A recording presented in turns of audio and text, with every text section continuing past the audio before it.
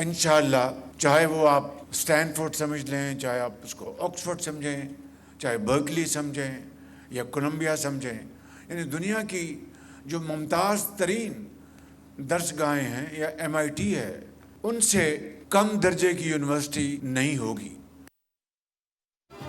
Justice का शुक्रिया, उन्होंने 190 मिलियन पाउंड्स कौम के हवाले किए। दानिश यूनिवर्सिटी का संगे बुनियाद रखने की तकरीब से वज़ीर आज़म का खिताब, कहा कभी इमदाद ने कौमों को तवाना नहीं किया, सिर्फ मेहनत ने किया है। Danish university Columbia, Oxford, Stanford university से कम नहीं होगी।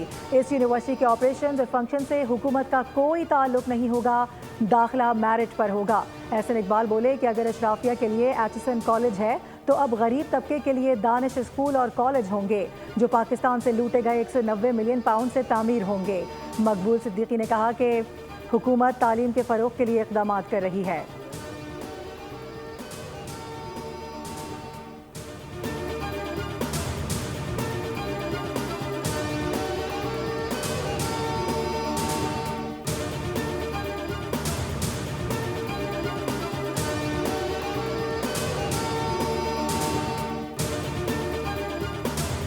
पाकिस्तान ने कर्ज प्रोग्राम की शराइत पर सख्ती से अमल दरामद किया। स्टाफ लेवल माहदे के लिए नुमाया पेशरफ की।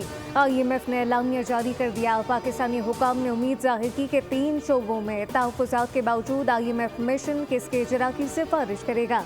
IMF ने कहा कि मज़ीद बातचीत ऑनलाइन जारी रहेगी।